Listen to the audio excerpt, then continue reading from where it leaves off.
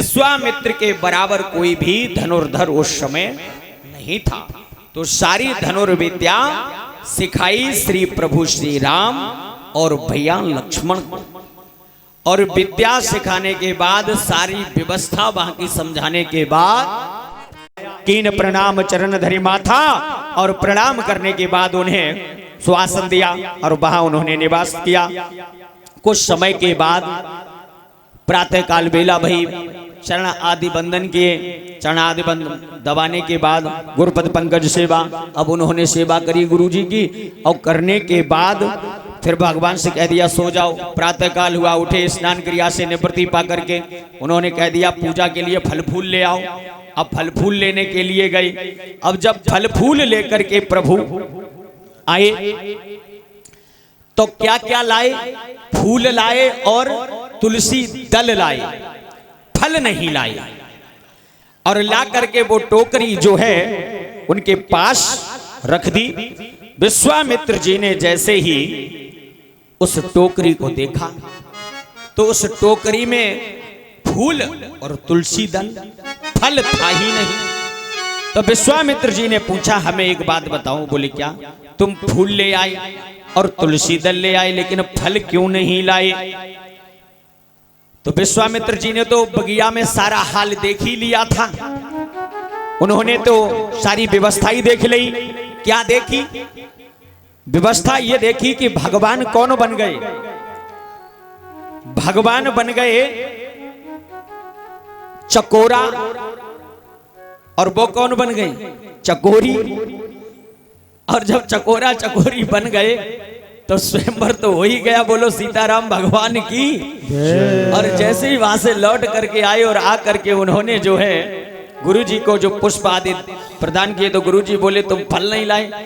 तो बोले गुरुजी फल तो नहीं लाए। तो बोले अच्छा माली ने डांट दिया होगा। बोले माली काय को डांट दे? तो माली तो लक्ष्मण जी बोल रहे हैं, माली तो जासो न डांटो, भैया से तो बड़ी प्रीति हुई, बड़ी मुस्कुरा मुस्कुरा बातें करे माली। क्योंकि भगवान राम का ध्यान कहीं टिका हुआ था। थके नयन रघुपति छवि देखी, जहां वो छवि देखी तो नेत्र भी नहीं थक रहे, सीधा सीधा ध्यान जुड़ा हुआ है। मामला बनता चला गया।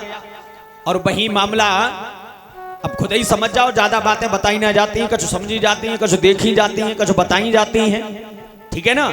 और उसके बाद जब समझ लिया, बोले वो चकोरा बन गए, चितब चकोरी। अब वो देखती रही। जैसे मान लीजिए एक उदाहरण है कि चकोर और वो चंद्रमा का सिस्टम चलता ही है। अब चकोर जी चाहे कि चंद्रमा के साथ ग्रहण हो जाए तो हो नहीं सकता, क्योंकि व्यवस्था उसकी वो नहीं है। उसी प्रकार से अब यहाँ कुछ हो नहीं सकता, क्योंकि प्रभु भी है और वो आदि शक्ति पराकाष्ठा भी है। ये तो हम आप सब जानते ही हैं कि वो एक है। और इसका प्रमाण रामचरितमानस भी दे रहा है। क्या प्रमाण दे रहा है? जब पहले गए, जब वहां गए तो क्या कहा? धनुष यज्ञ सुल रघुकुल नाथा। पहले क्या कहा? विश्वामित्र जी ने बोले धनुष यज्ञ हो रहा है, चलिए। और फिर क्या कह रहे हैं? सिय स्वयंवर देखो जाई। अच्छा, तो जो धनुष यज्ञ हो रहा है या सिया का स्वयंवर हो रहा है? अरे स्वयंवर किसे कहते हैं? स्वयं वर, जो अपनी स्वेच्छा से वर का वर्ण करे वही तो स्वयंवर है। लेकिन यहाँ गोस्वामी क्या लिख रहे हैं? यहाँ लिख रहे हैं स्वयंवर, सिय स्वयंवर देखो जाई। अब वो कहते हैं चलिए सीता मैया का स्वयंवर देखने चलिए। और वहां से जब चले, विश्वामित्र धनुष यज्ञ सुनि रघुकुल नाथा, और हरस चले मुनि वर के साथा। अब आप हमें बताइए, ये धनुष यज्ञ हो रहा है या सिया स्वयंवर हो रहा है? ये सिया का स्वयंवर तब हो रहा है विश्वामित्र जी ने जब ये पूरा नाटक देख लिया, तब हो रहा है। उन्होंने कहा स्वयंवर तो हो गया, क्या हुआ कि बोले फल नहीं लाए। तो बोले फल इसलिए नहीं लाए महाराज, किस लिए कि फल, लक्ष्मण जी बोले, विश्वामित्र जी ने कहा कच्चे होंगे। लक्ष्मण जी बोले ना गुरुजी, पक्के बिल्कुल रसीले थे। बोले फिर क्यों नहीं तोड़े? तो गुरुजी ने कहा माली ने डांट दिया होगा। बोले ना ना, माली से तो बड़ा पट्टी भैया की बड़ी बड़ी बात है भाई। राम जी सोच रहे हैं सब पुल पट्टी खुली जा रही है। फिर उन्होंने कहा राम, जब फल पके थे, कच्चे भी नहीं थे, माली से भी दोस्ती थी, फिर तुम ये फल लाए क्यों नहीं? उसी समय राम जी ने दोनों हाथ जोड़ करके शीश झुकाया। गुरुजी, अगर आप अयोध्या में होते तो फल मैं देता, और आप जनकपुर में हो तो फल की कामना करके मैं आया हूं। अब आप ही दीजिए सुफल मनोरथ होय तुम्हारे। और श्री विश्वामित्र जी के सामने शीश झुका करके फल ले लिया। बोले गुरुजी फल देने की आपका समय आ गया है। अब जैसे ही फल देने का समय आया तो अब हम आप लोग भी फल की तरफ चले। रंग भूमि आए दो भाई। अब जैसे ही रंग भूमि में आए तो वहां व्यवस्थाएं थी, बहुत राजा बैठे हुए हैं, व्यवस्थाएं सब पता ही आपको, सब अपने अपने सोफा पर कसे बैठे हैं और सब तैयार बिल्कुल जब बैठे हुए थे तो जिनके व्यवस्था क्या, जब प्रभु श्री राम जैसे धीरे धीरे चले आए विश्वामित्र जी के साथ में, तो जिसकी दृष्टि पड़ रही है तो किसी को तो राम पुत्र लग रहे हैं, किसी को राम पिता लग रहे हैं, किसी को कुछ लग रहा है। अब जिनके मन में जैसी भावना है वैसी ही प्रभु की मूर्ति का दर्शन हो रहा है। गोस्वामी जी अपनी सुंदर कलम चला रहे हैं। क्या कहते हैं? जाके रही भावना जैसी, भावना जैसे हो जाती रही, भावना जैसी प्रभु मूरत देखी तैसी, प्रभु मूरत देखी तैसी, प्रभु मूरत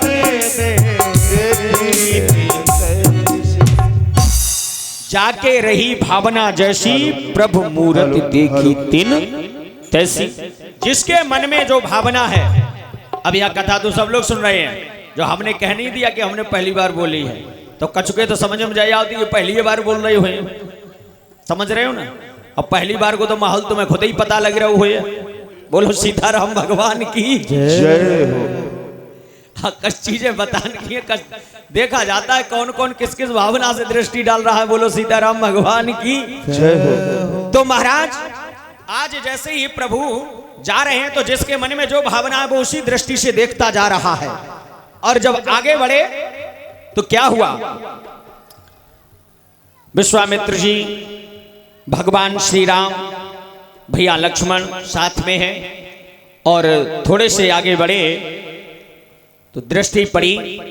बोली बड़ी अच्छी व्यवस्था है, सभी मंच बने हुए अपने अपने मंचों पर बैठे हैं, लेकिन इनके लिए एक मंच अलग था। कैसा था? सब मंचन ते मंच एक सुंदर विशद विशाल, और मुनि समेत दो बंधुतः बैठा रे महिपाल। बुला करके उन्होंने सीधा सीधा आसन दिया और सभी मंचों से जो अलग मंच है उस पर उन्हें बिठाया और बिठा करके अब व्यवस्था आगे बढ़ी। जनक जी महाराज ने कहा, बोले बंदी वचन वर सुनी सकल महिपाल। जैसे ही राजा जनक जी ने कहा कि मेरा प्रण सुना दीजिए, बंदी जनों ने बजाया ढोल और आदेश कर दिया कि जितने भी राजा यहाँ पर उपस्थित हैं सबसे मेरा कहना है कि जो धनुष को तोड़ेगा उसी के साथ सीता मैया का विवाह हो जाएगा। अब जैसे ही बंदी जनों के द्वारा सारी व्यवस्था सुनी, राजा अकुलाए। अब ऐसे नहीं अकुला रहे, परिकर बांध उठे अकुलाए।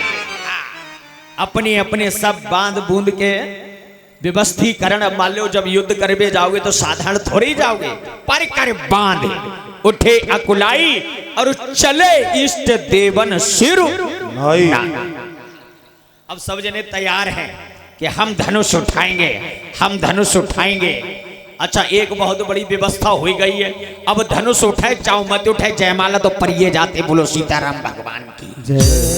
हाँ हाँ, जापन एक हम थोड़ो सो प्रकाश उड़ाएंगे। हाँ हाँ हाँ, डालना जरूरी है ने। क्यों? क्योंकि हम आप राम और कृष्ण के चरित्र को श्रवण करते हैं। अच्छा, राम जी की जयमाला पड़ी तो जयमाला हमारी आपकी पन्नो चाहिए, पन्नो चाहिए कायदा में। और देखो अब विवाह में न जयमाला पत्ते, अब जितने बुजुर्ग बैठे इन्हें न जानकारी होगी। अब हम तुम्हें बताते हैं, अब एक व्यवस्था और चली गई है, जा दिन शादी होए 22 साल मतलब अगली साल में 22 दिन को फिर दो माला आती है। हाँ भाई का कही जाते हैं, का कही जाते हैं अबरसरी। अरे हम तो जानते ही ना है, कम कम भाई खुद समझ जाओ करो, कुछ बात है एनिवर्सरी। और जब एनिवर्सरी पर आते हैं तो भैया क्या बता मैं तुम, हाँ दुल्हन की तरह सजाया जाता है, दूल्हे की तरह अम्मा बप्पा सजे और लला ललिन के सामने जयमाला डाल रही, बोलो सीताराम भगवान की। विचार करो। अब सोचनीय बात यह है, बड़ी व्यवस्था गंभीर है। कैसी है कि जयमाला के लिए मैं मना नहीं करता, मर्यादा में डलवाऊ। जैसे राम की पड़ी, जब राम की जयमाला पड़ी तो अयोध्या नगरी का कोई नहीं था। उस समय केवल अयोध्या के भैया लक्ष्मण थे, वो भी राम जी से छोटे थे। और जब विनोद शास्त्री की जयमाला पड़ी तो केसरपुर को कोई यहाँ बाकी ना है, तो सब वही थे। अब उनकी धर्म पत्नी अगर तुम्हारे मुंह ना ढांक रही है तो दिक्कत क्या है। ये हमारे राजकुमार यादव जी, इन्होंने कल भी संपूर्ण मंच का सम्मान किया और आज भी 100 मुद्रा दान करते हैं। ठाकुर जी की बड़ी कृपा है। अब यादव जी तुम्हारे ऊपर हमारा मामला डिपेंडेंट है, ध्यान रखियो, अगली तो हमारी कथा सुन लो, होगी सिद्ध की जाएगी। बोलो सीताराम भगवान की जय हो। हाँ अब आए तो आज जो है जयमाला के लिए सभी तड़प रहे हैं महाराज, और सब जाते हैं। अब विचार करिए, जो समाज के सामने जिसका आपने पर्दा उठवा दिया, अब पर्दा डलवाने से फायदा क्या है। शर्म जो है नेत्रों की है। घूंघट चाहे तुम 10 हाथ का डाल लो और डालने के बाद कहो कि पिताजी तुम्हारे सब मोछे उखाड़ के फेंक देते। विचार करो, घूंघट 1 हाथ लंबा पड़ा है, लेकिन मर्यादा वहां नहीं है, मर्यादा यहां है। हमें आपको ये बात याद रखनी चाहिए, अपनी संतान को ये संस्कार देना चाहिए। अब तो मामला ही बिगड़ गया। कैसे होगा कि शादी होगी, और शादी जब होगी तो बस शादी में बारात जाएगी। पहले जब बारात जाती तो बारात में जैसे राम की बारात आई तो उसमें कौन कौन आया, संत महात्मा मुनि तपस्वी सब आए। और जब इनकी बारात जाते तब कौन जाते, मम्मी बुआ चाची अम्मा, यही संत हैं। अब जे चली और जैसे ही वहां गई, देखो ध्यान से सुनियो, तुम पूर्ण के चक्कर में पड़ गई। देखो हमें तो पता थी पहले ही से जे राम को चाहती है, कहाँ है जे तो पूर्ण को चाह रही है। प्रेम से बोलो सीताराम भगवान की जय हो। ना हमने अभी खाई है, सही बताता कल मंगलवार व्रत रहे, और ना क्योंकि जब तक कथा ना सुना ले तो लो ना खानो चाहिए बताते सब जने, हमारे सबसे लास्ट में नंबर लगा देते। ना कल हमने खाई ना खाइए आज। अब ध्यान रखियो, हाँ चले कोई मत जाइयो, तुरंत खा के आ जाओ, आपको बहुत बढ़िया बात सुनाएंगे, आइएगा। हाँ और सब आप ही की बात बताएंगे बढ़िया बढ़िया। तो ठाकुर जी महाराज की कृपा से जब बारात जाती है तो बारात में बैंड जाता है। पहले शहनाई जाती थी, पहले व्यवस्थाएं और थी, हारमोनियम रखे जाते थे, कव्वालियां होती थी, भजन होते थे, कंपटीशन होती थी। लेकिन अब क्या होता है, बैंड बजता है। और जब बैंड बजता है तो बैंड में एक गाना बजता है, कौन सा, आज मेरे यार की शादी है। हाँ, और जैसे ही यार की शादी बजी तैसे ही हमारे लड़का की मम्मी खड़ी भाई। अब उनने क्या करो, आज मेरे यार की शादी है। अब जब भूल गई जो घोड़ी बैठो जो हमारा लड़का है कि यारो है, बाके बाद बाप खड़े हो गए जिनने कबू जीवन में ना पी, लेकिन लड़का की शादी वही तो उन्हें डाल लई ही महाराज। हाँ परीक्षा जी तुमने पी, अब ना अब तो ना पियो कबू जिंदगी में, पक्की बात। तुम ना पिए तुम, बहुत बढ़िया, हमारा जीवन धन्य कर दो आपने, बहुत बहुत साधुवाद। तो क्या है ध्यान रखिएगा।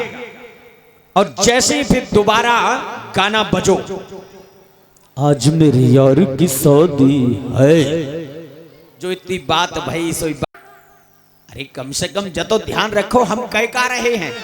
अरे है क्या, केवल शब्द है, और इस शब्द पर जिसने समझ लो लगाम लगा लिया, पा लिया, उसी का ही मामला बन गया। बाकी तो व्यवस्थाएं सब संभाल लेते हैं। एक पागल भी अपने जीवन को जी लेता है, लेकिन हम आप भारतीय संस्कृति के नागरिक हैं, राम के परिवारी हैं, कृष्ण के परिवारी हैं, इसलिए हमें आपको मर्यादा में रहना चाहिए। अब का भयो धनुष की बात आई। अब धनुष तोड़न के लिए सब राजा इकट्ठे है गए। अब सब अपने अपने परिकर बांध करके तैयार भये और तैयार हो करके अब उन्होंने धनुष तोड़ने का नंबर लगाया। सब आमे छुए और काऊ से हिले डुले तो ना बैठक लगा में वाय के बैठ जाए। अब ये धनुष टूट क्यों नहीं रहा था? भीड़ तो बहुत थी। कितनी भीड़ थी? भूप सहिष 10 एक ही 12 और लगे 58 टरैन तारा।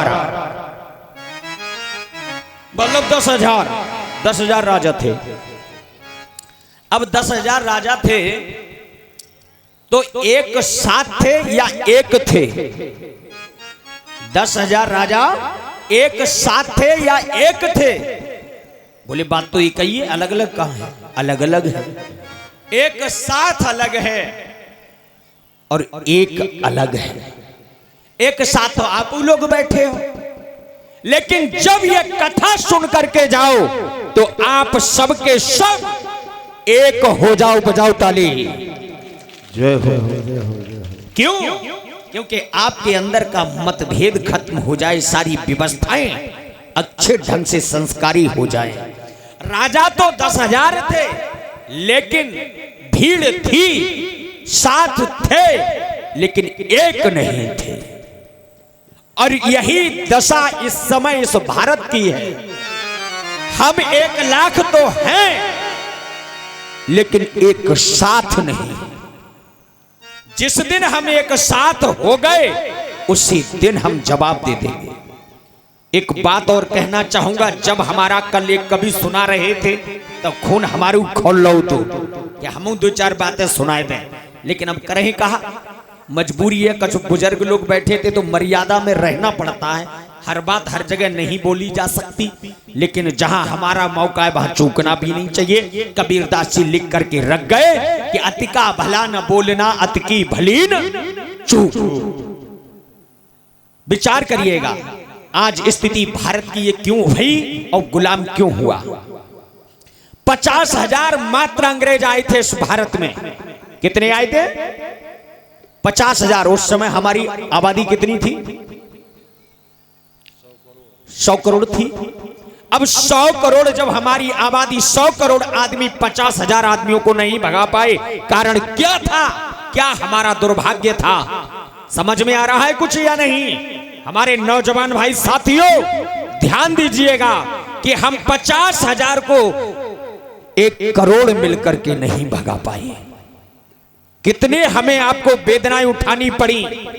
जो आज हमारे आपके अंदर मतभेद भरा जा रहा है वो कोई और नहीं भर रहा है, वो हमारा मोबाइल, हमारी टीवी, हमारा टेलीविजन, ये हमें भर रहा है। क्यों? क्योंकि उसके अंदर ऐसी ऐसी चीजें पेश की जाती हैं जो आप लोगों के अंदर वैमनस्यता पैदा हो।